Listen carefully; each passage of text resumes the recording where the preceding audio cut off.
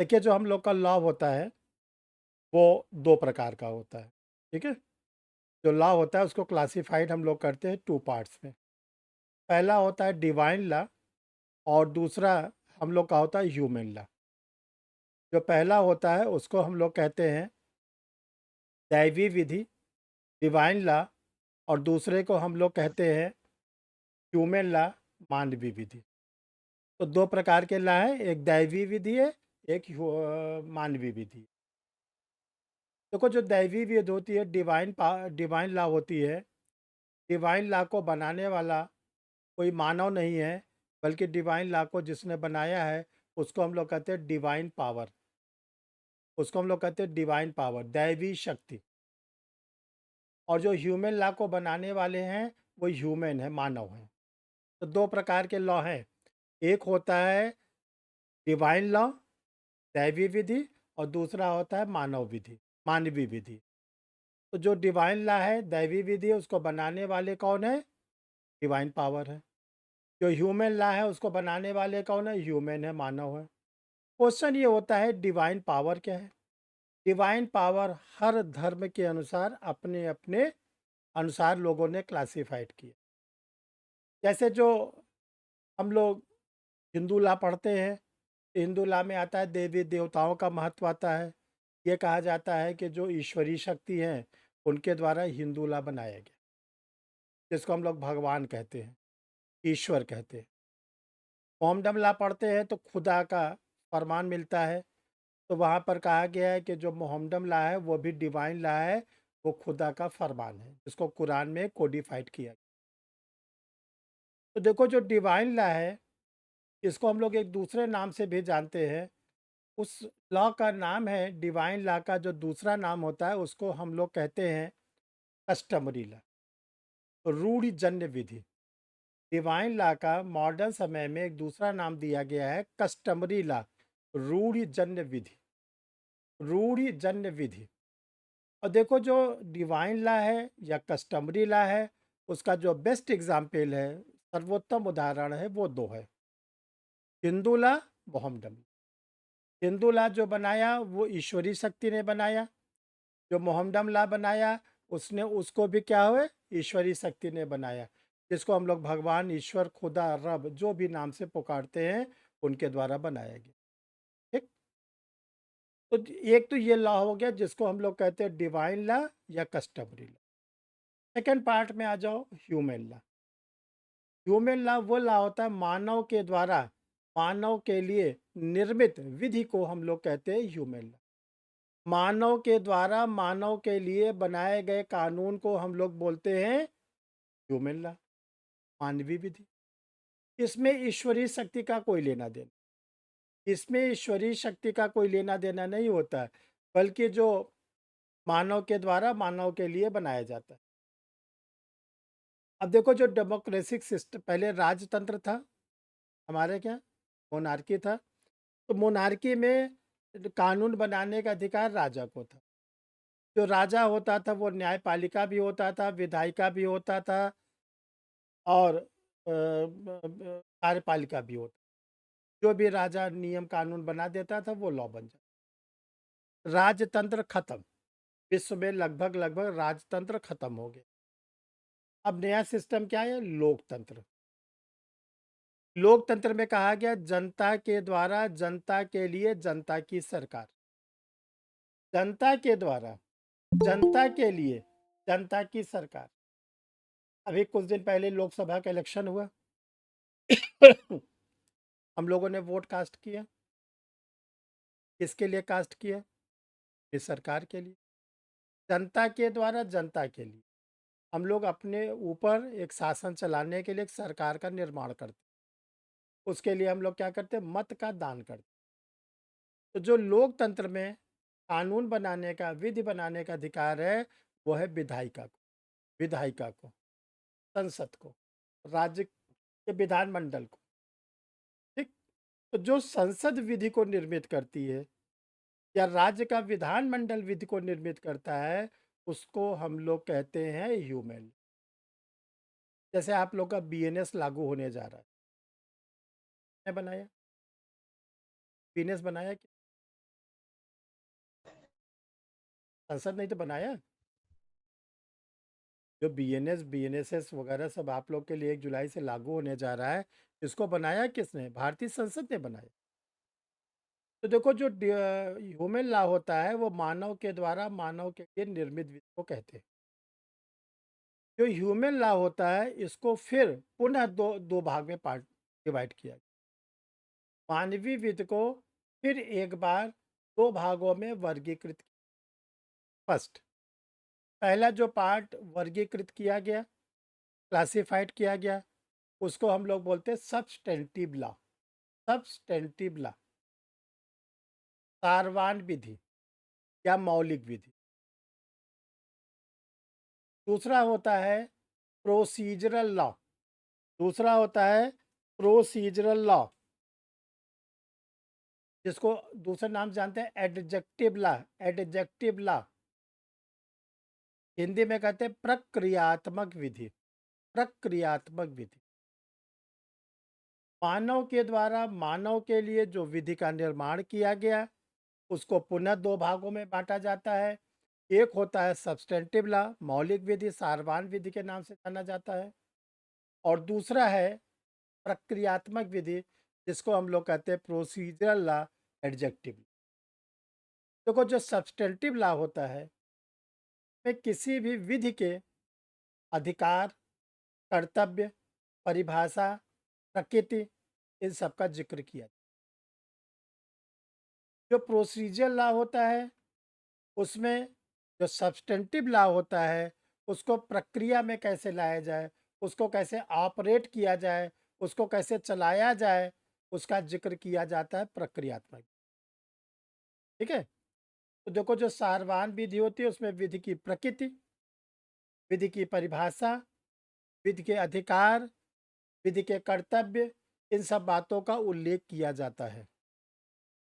जो प्रक्रियात्मक विधि होती है उसमें हम लोग सारवान विधि को प्रक्रिया में कैसे लाया जाए, कैसे उसको गतिशील बनाया जाए, कैसे उसकी प्रोसीडिंग को आगे बढ़ाया जाए, वो बताता है प्रक्रियात्मक। सारवान विधि के उदाहरण है, सारवान विधि के उदाहरण है आईपीसी, ब्रैकेट में BNS, TPA, transfer of property act, संविदा अधिनियम, इंडियन कॉन्ट्रैक्ट एक्ट, भारतीय साझेदारी अधिनियम,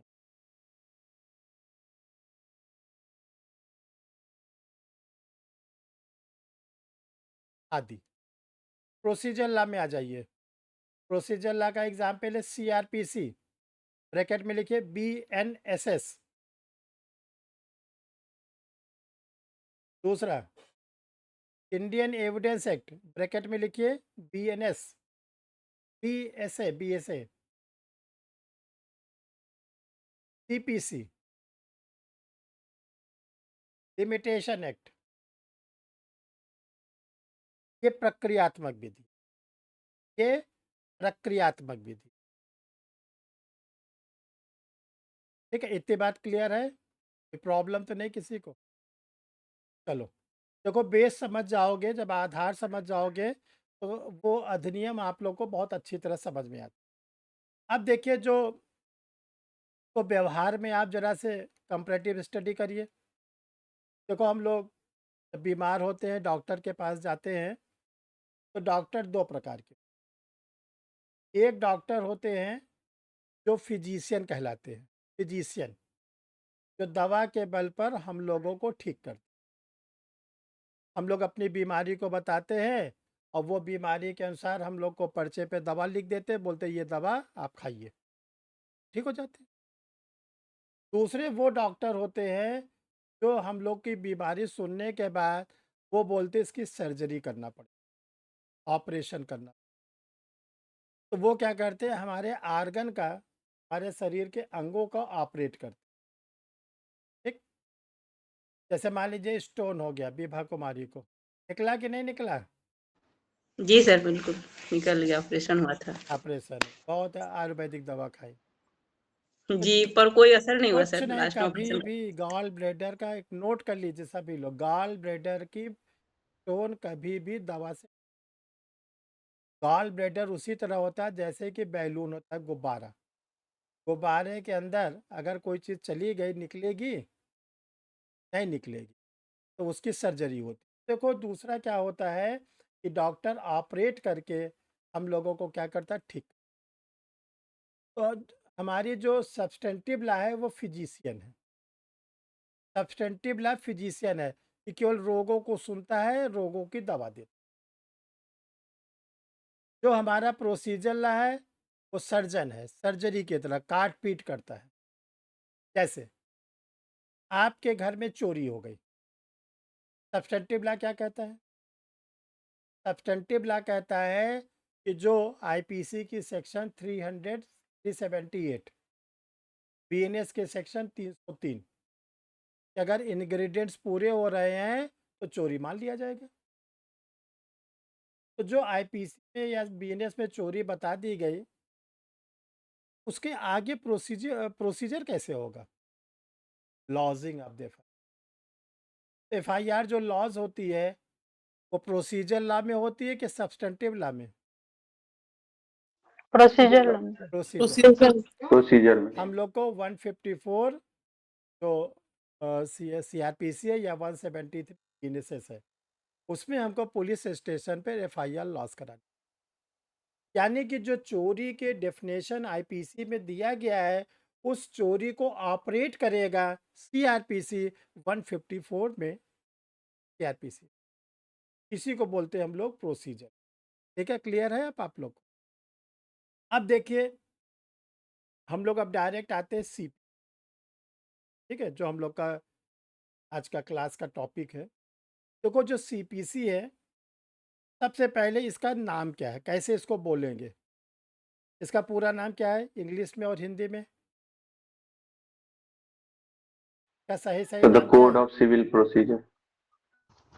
कोड ऑफ सिविल। सिविल प्रक्रिया संहिता। और सिविल पर सिविल प्रक्रिया संहिता 1908। और कोई आगे बढ़ो। व्यवहार प्रक्रिया संहिता या दीवानी प्रक्रिया संहिता भी बोलते हैं। Civil procedure code 1908। और आगे कुछ बढ़िएगा कि वहीं रहिएगा? The Code of Civil Procedure 1908, Act number 5 of 1908। देखो इसका नाम क्या है? जैसे सलोनी आप अपने नाम के आगे व्यास लिखती है, व्यास आपकी टाइटल है? टाइटल है कि नहीं आपका? सरनेम है? सीपीसी का सरनेम क्या है? वो किस जाति का है? कोड है सर।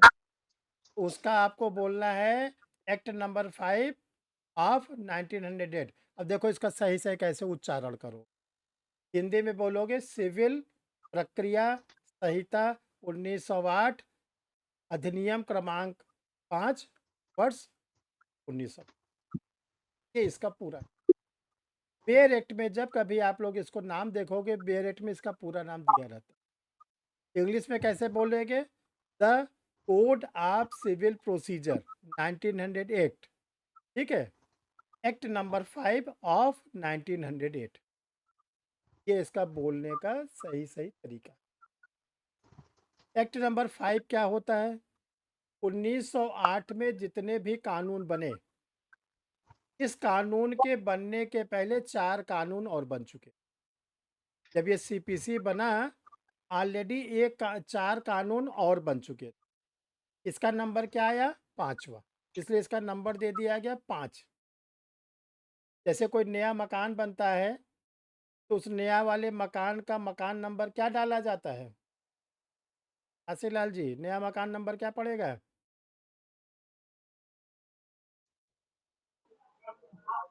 नगर निगम के द्वारा दिया जाता है। नगर नगर कौन सा नंबर देगा आपको? जो अलॉट कर चुका है उसके अगला। जी जी जी, जो अलॉटमेंट के बाद। हाँ, तो जैसे आपके बगल में मान लीजिए 4 मकान पहले से बने और 4 नंबर मकान दे दिया है नगर निगम, तो आपका मकान नंबर हो जाएगा 5। जैसे हम लोग का बीएनएस बना आईपीसी के जगह पर 2023 में, इसका क्रम संख्या क्या है बीएनएस का? 45। 45 45 2023। यानी कि उसके पहले 44 बन चुके। इसका रखा गया 45, BNSS का रखा गया 46 और BSA का रखा गया 7। तो आज से जान रखना कि जो एक्ट नंबर का ये मीनिंग होता है। कभी कभी आप लोग बोलते हैं दीवानी प्रक्रिया, सही है? यस सर, सही है? बिल्कुल सर। कहाँ लिखा है दीवानी प्रक्रिया? पेरेट पे लिखा है? सिविल प्रक्रिया संहिता। दीवानी प्रक्रिया संहिता सिविल प्रक्रिया संहिता में क्या अंतर है? ऐसे जा दीवानी प्रक्रिया संहिता उर्दू का शब्द दीवानी, ठीक। जो हमारा बेरेट बना है वो हिंदी और अंग्रेजी। तो हिंदी में इसका नाम है सिविल प्रक्रिया संहिता। तो आप ध्यान रखिएगा जो इसका ऑफिशियल नेम है वो है सिविल प्रक्रिया संहिता 19। आज से ध्यान रखिए, ये इसका बोलने का तरीका है। देखो ये जो पूरी CPC है ये डिवाइड हुई है 3 में। पहला 158 इसमें सेक्शंस है, 51 इसमें ऑर्डर्स है और 11 इसमें पार्ट है, 11 पार्ट है। CPC को देखो 3 पार्ट में रखा गया है। पहला है 158 सेक्शन, 51 ऑर्डर और 11 पार्ट। देखो आप लोग कंफ्यूज हो जाते हो सेक्शन ऑर्डर में, कभी कभी कहते हैं 151 सेक्शन है। ये ध्यान रखें कि सेक्शन ज़्यादा ऑर्डर कम, सेक्शन ज़्यादा ऑर्डर कम। तो सेक्शन जब ज़्यादा होगी तो मुंह से 151 नहीं निकलेगा, तो मुंह आपको पकड़ लेगा, बोलेगा कम बोलो, ज़्यादा बोलो, 158 बोलोगे, ठीक। तो 158 सेक्शन, 51 ऑर्डर, 11 पार्ट। अब आता है ये जो सिविल क्या नाम है प्रक्रिया संहिता है, CPC है, ये है क्या? इसकी सेक्शन अलग कह रहा है और ऑर्डर अलग, 2 पार्ट में बातें कही गई है। सेक्शन क्या कहता है और ऑर्डर क्या कहता है, दोनों में अंतर क्या है? तो देखो सेक्शन जो होता है वो सिविल नेचर के सूट के लाने के सिद्धांत है।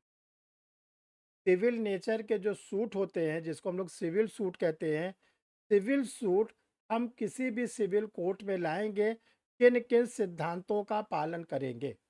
अगर उन सिद्धांतों का हमने पालन नहीं किया तो सिविल सूट हमारा डिसमिस हो जाए। अब उस सिद्धांत को कहते क्या है? उस सिद्धांत को कहते हैं डॉक्ट्रिन। डॉक्ट्रिन लैटिन शब्द डॉक्ट्रिन, जैसे doctrine of res sub judice, doctrine of res judicata, section 10 section 11। Hindi में हम लोग बोलते हैं प्रांग न्याय का सिद्धांत, डॉक्ट्रिन ऑफ रेस जुडिकाटा को। डॉक्ट्रिन ऑफ रेस जुडिस को हम लोग क्या बोलते हैं? विचाराधीन न्याय का सिद्धांत, सेक्शन 10 और तो जो सिविल नेचर के सूट लाने के लिए जो प्रिंसिपल हैं वो दिए गए हैं सेक्शन में। जैसे आप सिविल नेचर के सूट को लाना चाहते हैं तो सबसे पहले आपसे हमने क्वेश्चन पूछा कि सिविल नेचर का सूट होता क्या, कौन से सूट को हम सिविल सूट बोले? इसका आंसर है section number 9। Section number 9, section number 9 में कहा गया है वह वाद सिविल नेचर का सूट कहलाएगा जो धन संबंधी होगा, पद संबंधी होगा। यानी कोई टाइटल सूट होगा, कोई मनी से रिलेटेड होगा, कोई प्रॉपर्टी से रिलेटेड होगा, तो उसको हम लोग क्या बोलते हैं? सिविल नेचर का। जब सेक्शन 9 हम लोग पढ़ते हैं तो सेक्शन 9 में आपको 26 तरह के 26 तरह के एग्जाम्पल दिए, जैसे विभाजन का वाद पार्टीशन, संविदा भंग का वाद सिविल सूट, विवाह विच्छेद का वाद सिविल सूट, न्यायिक पृथक्करण का वाद सिविल सूट, साझेदारी भंग का मैटर सिविल सूट, अपकृत का वाद सिविल सूट। तो वो पूरी सीरीज दी गई है। अगर आपका मामला उस पैरामीटर पर आ रहा है, उस मापदंड पे आ रहा है, उस जितने भी 26 तरह के एग्जाम्पल बताए गए हैं उसके अंतर्गत आपका मामला आता है, धन संबंधी पद संबंधी, तब आप सिविल सूट लाने के लिए इंटाइट। अब आपके घर में चोरी हो गई, आप सिविल सूट लाए, तो सिविल सूट क्या करेगा कोर्ट? आपने सिविल सूट लाया चोरी के मामले में, सिविल कोर्ट क्या करेगा आपके प्लेंट? डिसमिस कर खारिज देगा। कर दे। कर दे। वकील साहब का क्या होगा जो लाए थे? वकील साहब तो फीसेस लेके किनारे हो गए, बोले जज बेईमान है, विपक्षी से मिल गया है। कभी कोई वकील साहब ही नहीं कहते अरे हमसे गलती हो, सब जज साहब की गलती। तो भाई जब चोरी का मामला क्रिमिनल सूट होता है, उसके लिए लॉजिंग ऑफ द एफआईआर का प्रोविज़न है, उसके लिए कंप्लेंट फाइल करने का प्रोविज़न है। तो आप कंप्लेंट फाइल करिए या लॉजिंग ऑफ द एफआईआर करिए, आप प्लेंट क्यों ले गए?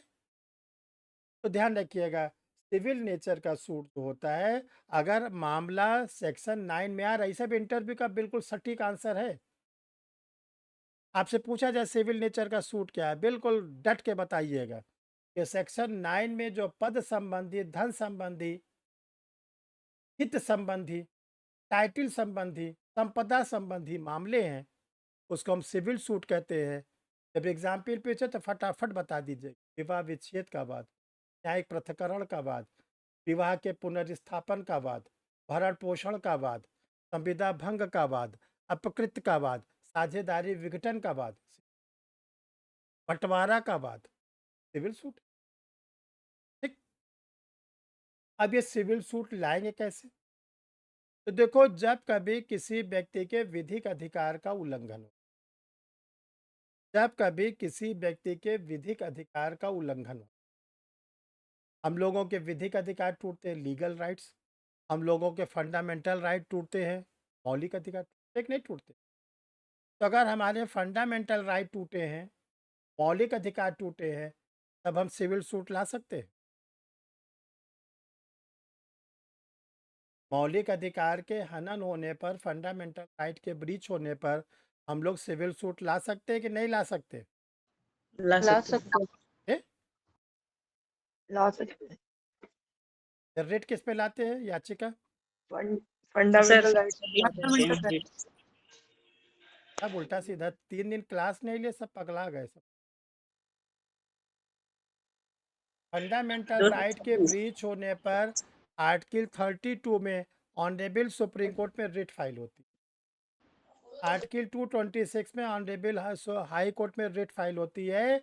आप अगर फंडामेंटल राइट के ब्रीच होने पर सिविल कोर्ट में जाएंगे तो सिविल कोर्ट को रिट जुरिस्डिक्शन है?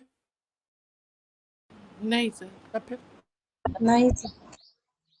इसलिए ध्यान रखिएगा, मौलिक अधिकार टूटने पर जाएंगे हाई कोर्ट, सुप्रीम कोर्ट।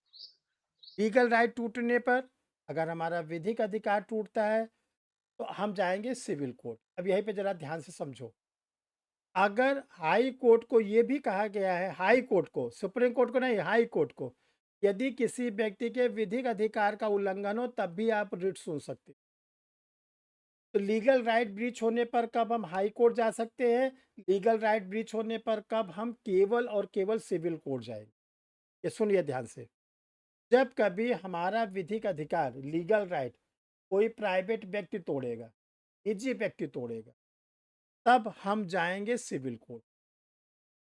अगर हमारा लीगल राइट सरकार के द्वारा तोड़ा गया है, सरकार के द्वारा तोड़ा गया है, तब हम जाएंगे रिट जुरिस्डिक्शन।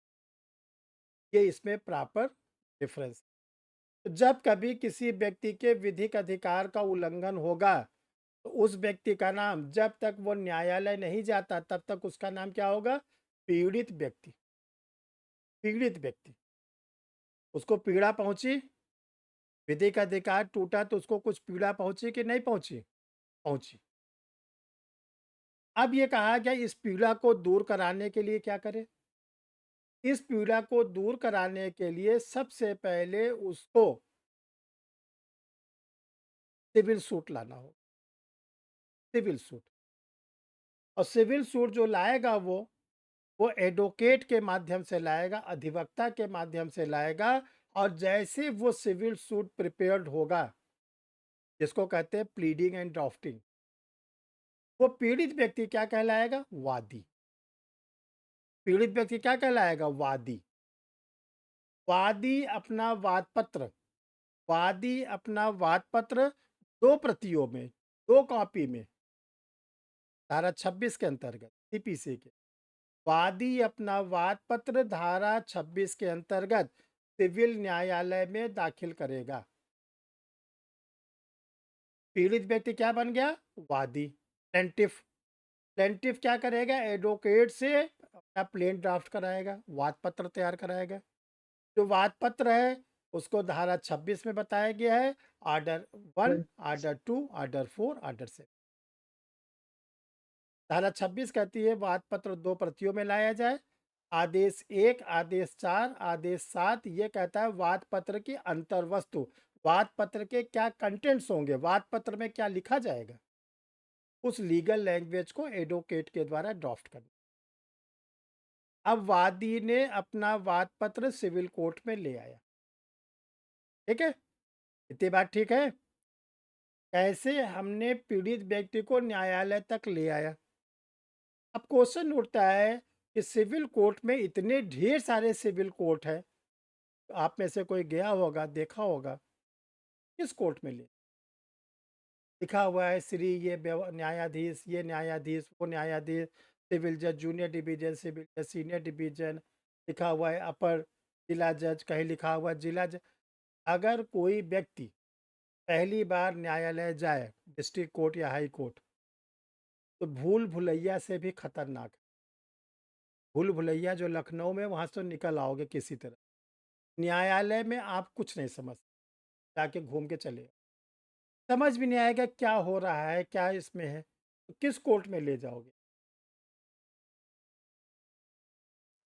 किस कोर्ट में अपना अगर आपका मामला 25,000 रुपए तक से रिलेटेड है, 25,000, आप अपना सूट सिविल जज जूनियर डिवीजन की कोर्ट में। अगर आपका मामला 25,001 रुपए से लेके 50,000 रुपए तक की रेंज में आता है, तब आप अपना मामला ले जाओगे सिविल जज सीनियर। अगर आपका मामला 50,000 रुपए से ज़्यादा और कितना ऑनवर्ड, कुछ भी 10 लाख, 5 लाख, 20 करोड़, 30 करोड़, 40 करोड़, कुछ भी हो, ओरिजिनल कोर्ट है डिस्ट्रिक्ट जनपद न्यायालय। जनपद न्यायालय 25,000 सिविल जज जूनियर डिवीजन, 25,001 रुपए से 50,000 रुपए सिविल जज सीनियर डिवीजन, और 50,000 से लेकर कुछ भी हो वो है जनपद न्यायालय, जिला जज के। ठीक है, हाई कोर्ट सिविल कोर्ट नहीं है। मोटा मोटा दिमाग पर बैठा लेना, हाई कोर्ट सिविल मैटर का ओरिजिनल जुरिस्डिक्शन रखने वाला कोर्ट नहीं। हाई कोर्ट क्रिमिनल सूट सुनने के लिए ओरिजिनल जुरिस्डिक्शन रखता है कि नहीं रखता? क्रिमिनल में yes Yes, sir, sir. Level 6 में लिखा है। रखता है। ठीक, हाई कोर्ट क्रिमिनल सूट सुनने का ओरिजिनल जुरिस्डिक्शन रखता है, जैसे सीआरपीसी की धारा 482। अगर आप 482 में जाना चाहते हैं तो केवल और केवल हाई कोर्ट सुनेगा और कोई नहीं सुने। अगर आप अपने केस का ट्रांसफर एप्लीकेशन मूव करना चाहते, आपका सेशन कोर्ट में कोई मामला चल रहा है क्रिमिनल, आपको लगता है मुझे न्याय मिलने की उम्मीद नहीं है, तो उसका ओरिजिनल जुरिस्डिक्शन रखता है केवल हाई कोर्ट में आप ट्रांसफर एप्लीकेशन।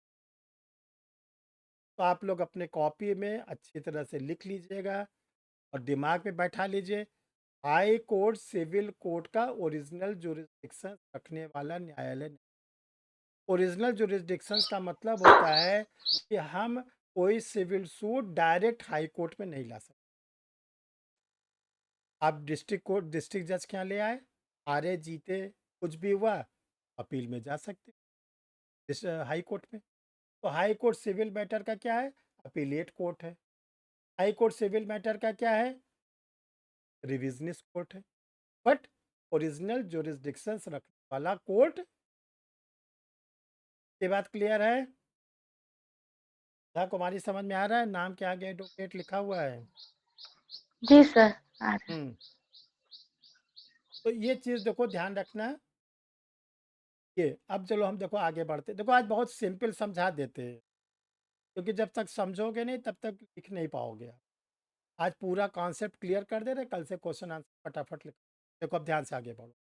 प्लेंटिफ ने अपना प्लेंट सिविल कोर्ट में फाइल कर दिया 2 कॉपी। जिस दिन प्लेंट फाइल होती है उस दिन जो प्लेंटिफ के एडवोकेट होते हैं वो अपने प्लेंट को एडमिट कराने के लिए कोर्ट के सामने क्या करते हैं, आर्गूमेंट करते हैं कि जो मैं सिविल सूट लाया हूँ माननीय न्यायालय के जुरिस्डिक्शंस में, माननीय न्यायालय सुनने का क्षेत्राधिकार है और मेरे जो क्लाइंट प्लेंटिफ है उनके ये लीगल राइट। अब देखो जो सिविल कोर्ट है वो या तो प्लेंटिफ के प्लेंट को एडमिट कर ले, स्वीकार कर ले, या प्लेंटिफ के प्लेंट को खारिज कर देगा। जो भी डिसीजन लेगा, अगर उसको लगा कि नहीं एक्सेप्ट करना है तो ध्यान रखिए ऑर्डर सीट में लिखेगा, जज साहब लिखेंगे ऑर्डर सीट में, वादी के वाद पत्र को न्यायालय में प्रस्तुत किया गया, वादी के विद्वान अधिवक्ता श्री के द्वारा इस पर बहस की गई और यह वाद मेरे न्यायालय द्वारा सुने जाने योग्य है, अतः वादी के वाद पत्र को। तब एडवोकेट आश्वस्त हो जाते हैं कि मेरा प्लेंट। दूसरी तरफ वादी के वाद पत्र को प्रस्तुत किया गया, वादी के अधिवक्ता ने अपने तर्क को बताया, वादी के वाद पत्र को खारिज किया। दो में से एक ऑर्डर जज साहब सुनने के बाद तो अगर वाद खारिज हो गया तो जो प्लेंट आपका है वो आपको मिलेगा नहीं, वो चला जाएगा कोर्ट के ऑफिस में, वहीं पर रहेगा, आपको नहीं मिलेगा, खारिज होगा। कोर्ट ने अगर वापस कर दिया है, विड्रॉल कर दिया है तब तो मिल जाएगा, बट खारिज कर दिया तो नहीं मिलेगा। अब अगर वादी का वाद पत्र 90% तो स्वीकार हो जाता, अब क्या होगा, जिस दिन स्वीकार होगा उस दिन से मैक्सिमम 7 डेज। पहला दिन आज है, अगर आज आपका वाद पत्र न्यायालय ने स्वीकार कर लिया तो पहला दिन आज, कल दूसरा दिन, परसों तीसरा दिन, यानी जो 7वां दिन होगा, 7 दिन के भीतर वादी को अपना वाद पत्र की प्रति प्रतिवादी को भिजवाने के लिए, डिफेंडेंट को भिजवाने के लिए खर्चा न्यायालय में जमा करना। लास्ट देखो जो सिविल सूट है वो चलता है प्लेंटिफ वर्सेस डिफेंडेंट, वादी बनाम प्रति। अगर वादियों की संख्या कई हैं, 2 हैं, 3 हैं, 4 हैं, तो वो सिविल सूट वादी गण कहलाए, वादी गण, वादी नंबर 1, वादी नंबर 2, वादी नंबर 4, ऐसे। जैसे मान लो राकेश, दिनेश, महेश, सुरेश 4 हैं सिविल सूट के वादी, तो होगा राकेश व अन्य बनाम प्रतिवादी।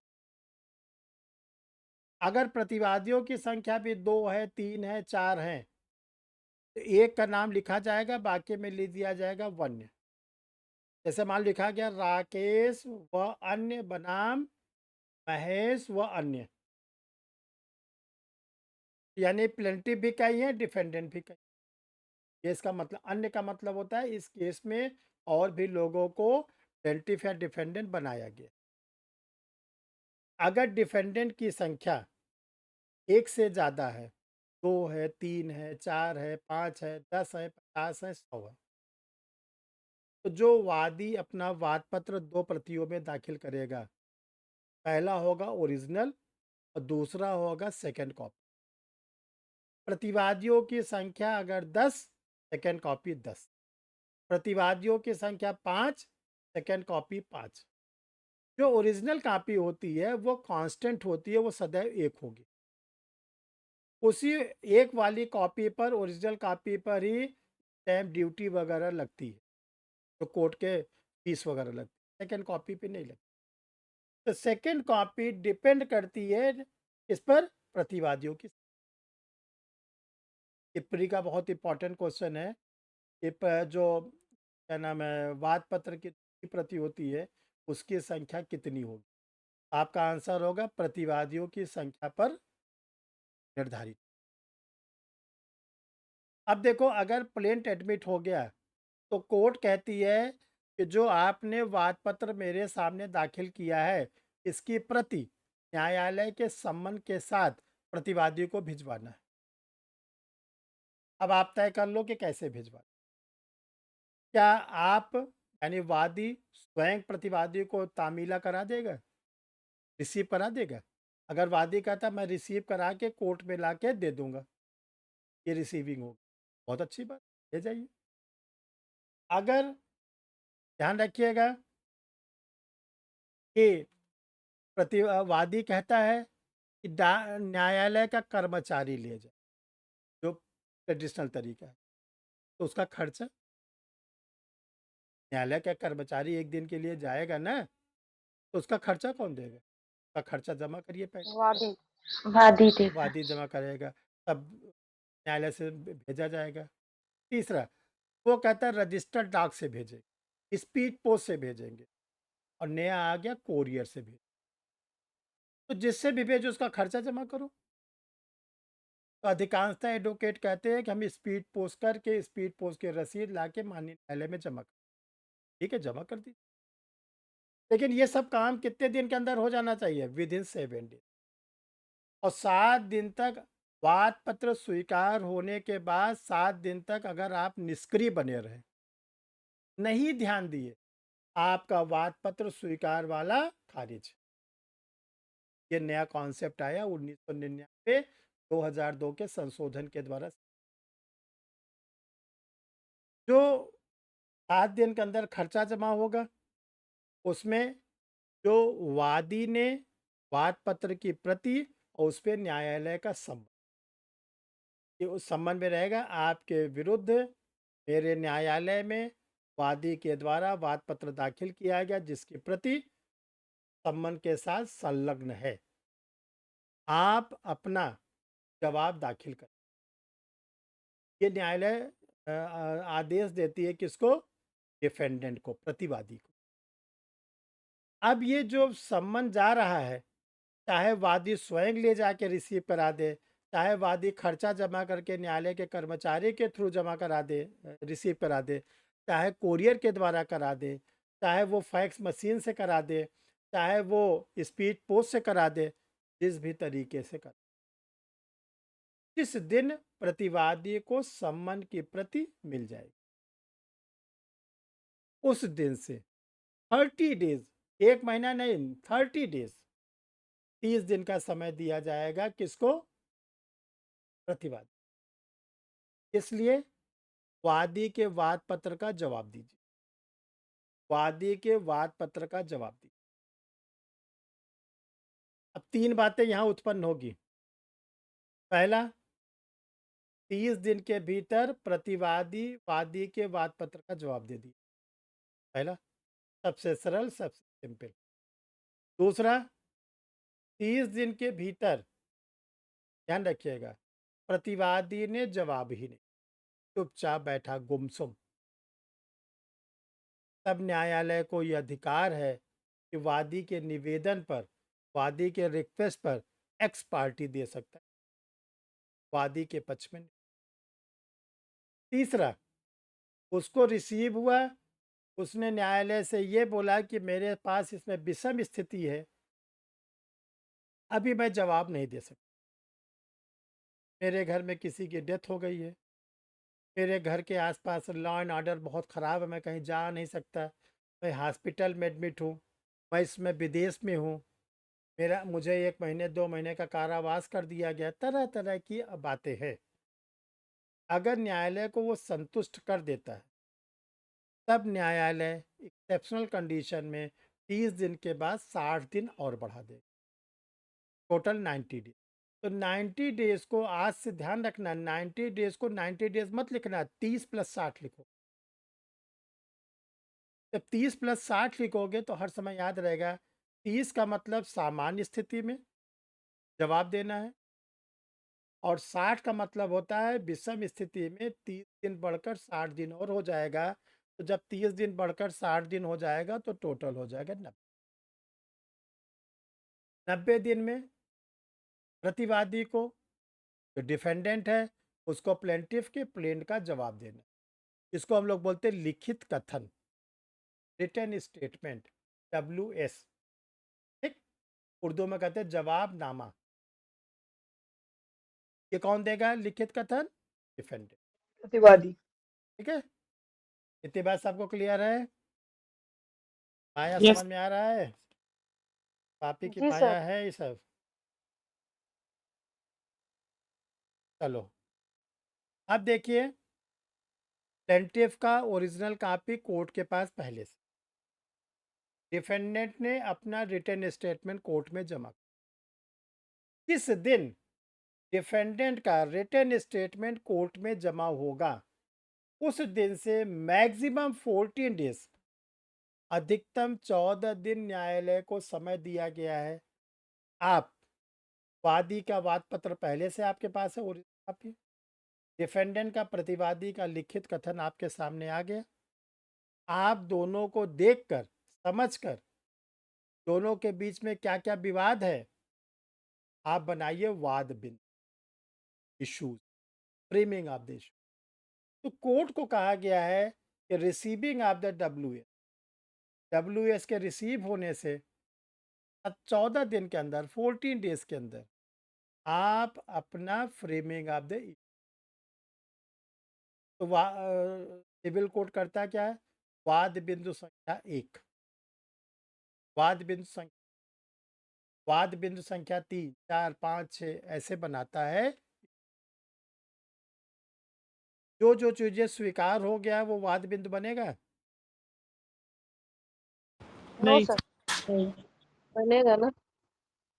बनेगा? बनेगा। नहीं सर। नहीं बनेगा सर। जो स्वीकार हो गया वो क्यों बनेगा वाद बिंदु? न्यायालय विवाद को निपटाता है या न्यायालय जो चीज स्वीकार है वो निपटाएगा?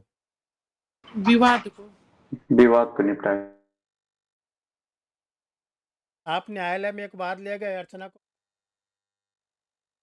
मेरा मेरे किराएदार से बहुत अच्छा रिश्ता है, समय पर किराया जमा कर देता है, मेरी बड़ी इज्जत करता है, घर की बड़ी साफ सफाई रखता है, एक वाद पत्र बना के ले गए, तो न्यायालय आपके वाद पत्र पर क्या करेगा? खारिज कर देगा। खारिज कर देगा सर। खारिज कर दे। क्यों? कोई कि कोई सर इसमें डिस्प्यूट नहीं है विवाद सर। है ही डिस्प्यूट ही नहीं है। नहीं, जहाँ विवाद रहेगा वहाँ ना वो सुलझाएंगे, आपने यहाँ जज विवाद है ही नहीं। आपने जज साहब से कहा, जैसा मैंने आपको बताने के लिए बताया था कि हमारा किराएदार बहुत अच्छा है, आप जान लीजिए। इसके ये लिए जज साहब थोड़ी बैठे इसके हैं। लिए जज साहब बैठे? आप किसी डॉक्टर के पास गए, नंबर आया, गए उनके चैम्बर में, डॉक्टर साहब ने पूछा क्या प्रॉब्लम, बोले नहीं बिल्कुल ठीक है, कोई दिक्कत नहीं, हम सोचे आपको बता दें, आप डॉक्टर हैं, मैं बिल्कुल ठीक हूँ। तो डॉक्टर क्या करेगा? डॉक्टर क्या करेगा? कहेगा ये सुनने के लिए हम थोड़ी बैठे हैं। नहीं नहीं, एक दूसरे जो बीमार है आपको एक डॉक्टर के पास भेज पागल देगा, के। दूसरे के पास, आगरा है उस, ऐसा करो इस डॉक्टर के पास। तो कहने का मतलब, हम लोग डॉक्टर के पास कब जाते हैं? बीमार होते। न्यायालय कब जाते हैं? जब हमारा विधिक अधिकार का हनन हो, सामान्य स्थिति में जाते हैं। तो जो चीज़ स्वीकार है उसको क्यों वाद बिंदु बनेगा? वाद बिंदु बनता है वादी के कथन पर और प्रतिवादी के कथन पर विरोधाभास होने पर। जब कभी प्लेंटिफ के द्वारा जो एलिगेशन लगाया गया है उस एलिगेशन को डिफेंडेंट स्वीकार नहीं कर रहा है, इसी को हम लोग इंडियन एविडेंस सेट में पढ़ते विवादक तथ्य, फैक्ट इन इशू। तो जो फैक्ट इन इश्यूज हम लोग एविडेंस सेट में पढ़ते हैं, जब वो सिविल नेचर का हो जाता है तब उसको हम लोग कहते हैं वाद बिंदु। जब क्रिमिनल नेचर का होता है तो उसको हम लोग कहते हैं फ्रेमिंग ऑफ द चार्ज, आरोप विरचित। विवादक तथ्य, fact in issues, Indian evidence set का वर्ड है। इसी को हम लोग कहते हैं framing of the issues in civil cases, framing of the charges in the criminal case. और ये फ्रेमिंग ऑफ द इश्यूज और framing of the charge both are making by trial court. जो ट्रायल कोर्ट होता है वही बनाता है, ठीक है। अब न्यायालय ने वाद बिंदु 14 दिन के अंदर, ठीक है। अब न्यायालय वादी से और प्रतिवादी से कहता है आप लोग को 15-15 दिन का समय दिया जाए, मतलब टोटल 15 दिन, ये नहीं कि 15 आपको 15 आपको। जैसे मान लीजिए आज 20 तारीख है तो 15 दिन, मान लीजिए 5 जुलाई हो रही है तो 15 दिन के अंदर वादी अपने साक्ष्यों की एक सूची जमा कर न्यायालय में, प्रतिवादी अपने साक्ष्यों के गवाहों की एक सूची जमा कर, ठीक। देखो जो साक्ष्य होते हैं वो 7 प्रकार के होते हैं। 7 प्रकार में से जो जो साक्ष्य आपको न्यायालय में देना हो अपने कथन के समर्थन में दे सकते हैं। मौखिक साक्ष्य, भौतिक साक्ष्य, परिस्थितिजन्य साक्ष्य, अनुश्रुत साक्ष्य, दस्तावेजी साक्ष्य, प्राथमिक साक्ष्य, मौखिक साक्ष्य ओरल एविडेंस, भौतिक साक्ष्य रियल एविडेंस, परिस्थितिजन्य साक्ष्य सर्कमस्टांशियल एविडेंस, अनुश्रुत साक्ष्य हियरसे एविडेंस, दस्तावेजी साक्ष्य डॉक्यूमेंट्री एविडेंस, प्राइमरी एविडेंस प्राथमिक साक्ष्य, सेकेंडरी एविडेंस। यही 7 प्रकार के साक्ष्य से कोर्ट में लड़ाई की जाती, 8वां कुछ नहीं। तो आप बता दो ये 7 में से क्या क्या है, सूची बता दो आप कि कौन कौन सा आप दस्तावेज न्यायालय में दोगे, कौन कौन से व्यक्ति को लाके न्यायालय में खड़ा करोगे 15 दिन के। जब दोनों लोग अपना अपना लिस्ट दे देते, इसको बोलते हैं साक्ष्यों की लिस्ट ऑफ द विटनेस। तो ये कितने दिन के अंदर देना है, मैक्सिमम 15 डेज, 15 दिन। जब दोनों की आ गया, ये मैक्सिमम पीरियड है, के बाद civil trial start. Civil trial start. अब जब सिविल ट्रायल स्टार्ट होगा तो सबसे पहले जो बर्डन ऑफ प्रूफ है, सबूत का भार है, सिविल केसेस में बर्डन ऑफ प्रूफ होता है प्लेंटिफ पर, वादी पर। तो वादी से कहा जाएगा कि आपने अपने वाद पत्र में जो जो आरोप लगाए हैं उन वाद बिंदु, जो हमने वाद बिंदु बनाया है उन वाद बिंदुओं पर अपना साक्ष्य दी।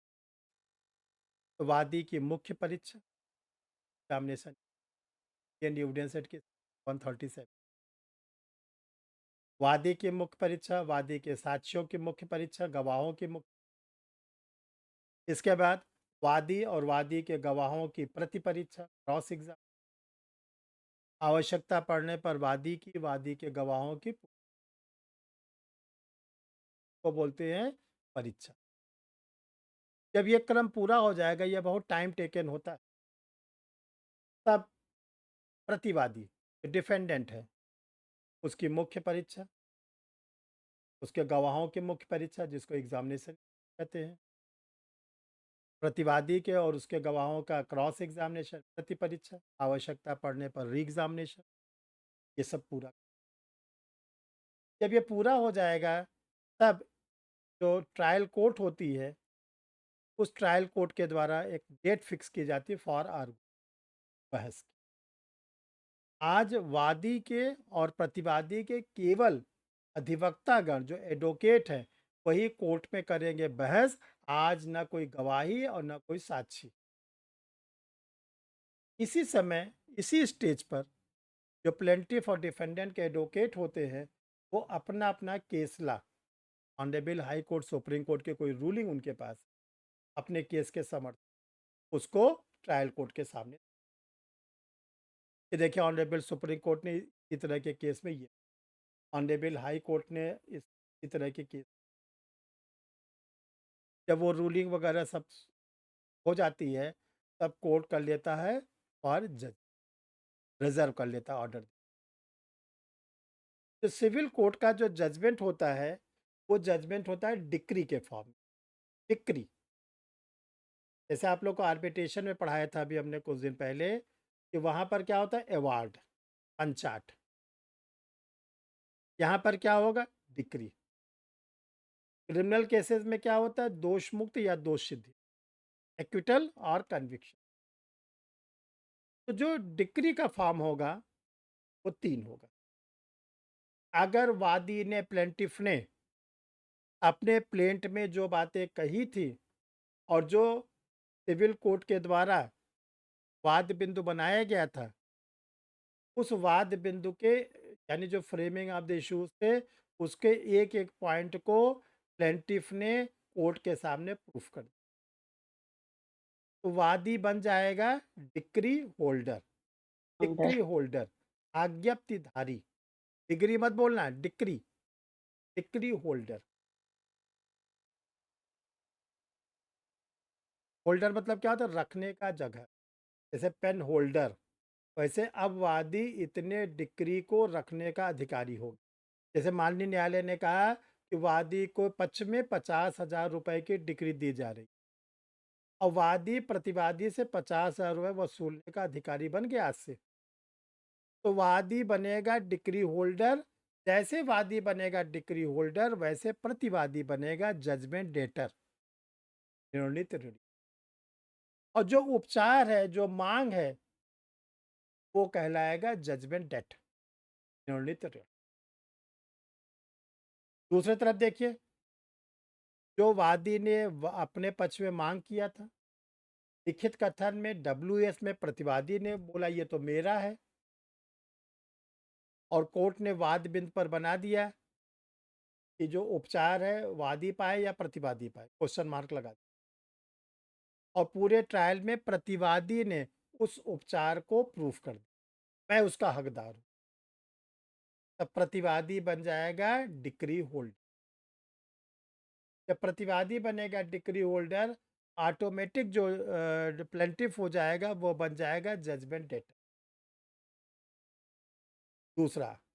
तीसरा ये है कि न तो वादी अपने मामले को प्रूफ कर पाया, न प्रतिवादी से कोई भी साबित नहीं।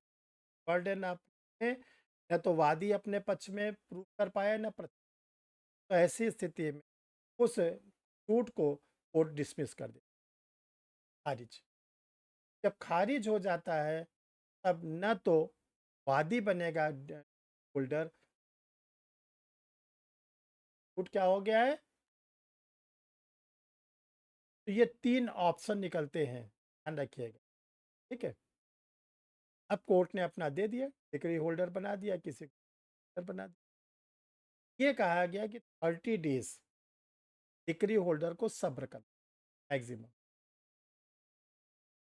30 डेज के अंदर। देखो अब क्या क्या है, अगर 30 डेज के अंदर जजमेंट डेटर, निर्णित ऋणी, उस धनराशि को या उस क्या जो भी कोर्ट ने डिसाइड किया है निर्णित ऋण को, उसको डिक्री होल्डर को। आलो न्यायालय ने कहा कि प्रतिवादी मकान को 30 दिन के भीतर खाली कर दे, मकान मालिक, किराएदार मकान मालिक बन गया डिक्री होल्डर, और जो किराएदार था वो बन गया निर्णित ऋणी। कोर्ट ने कहा 30 दिन के भीतर मकान खाली। तो अगर किराएदार ने 30 दिन के भीतर मकान खाली कर दिया, काम खत्म, तो कुछ बचा नहीं। इसी प्रकार का कोई धन की बात थी, कोर्ट ने कहा कि डिफेंडेंट 50,000 रुपया दे, तो ले गया डिक्री होल्डर को, तो उसको बोलते हैं डिक्री एग्जीक्यूट। जो डिक्री थी वो निष्पादित हो। दूसरा क्या होता है कि जो निर्णित ऋणी है वो धनराशि वगैरह कुछ नहीं देता, बड़ी कोर्ट में 30 डेज का।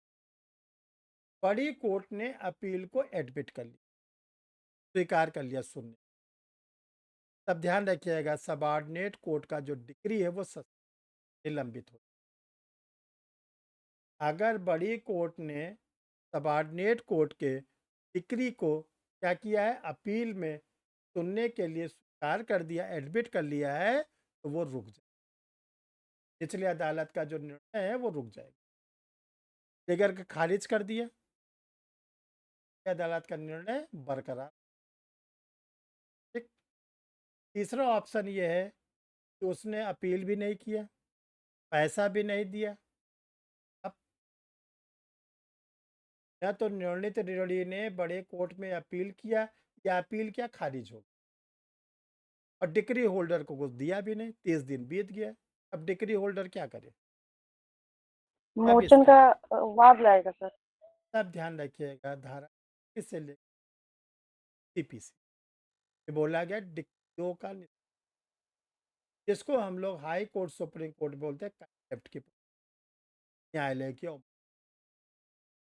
अब वो जो डिक्री होल्डर है वो उस कोर्ट से जाके बोलेगा कि आपने जो मुझे डिक्री होल्डर बनाया था, 30 दिन बीत गया, मुझे तो कुछ। तब वो कोर्ट क्या करेगा? निर्णित ऋणी को बुलाएगा और आगे की प्रोसीडिंग को स्टार्ट। ये देखो सिविल ट्रायल का, सिविल सूट का एक सिंपल सा बेस। क्लियर है? देखो कुछ क्लियर हो तो सर मेरा एक क्वेश्चन था। बोलो बोलो भाई। सर ये कह रहे थे कि हम लोग कैसे डिसाइड करते हैं सर कि हमारा जो मैटर है वो किस कोर्ट में जाएगा, 25,000 तक का है या 50,000 तक का है, ये कैसे पता करते हैं सर? एडवोकेट क्यों किया जाता है? माया सर आपको यदि हम लोगों से पूछा जाता है। जी। उपचार तो आप ही मांग रहे हो ना, तो आपका उपचार कितने, तो आप उपचार मांग रहे ये मुझे नहीं पता। हो। देखो इसी सब से जानने के लिए हम लोग एडवोकेट एडवोकेट को क्यों किया जाता है?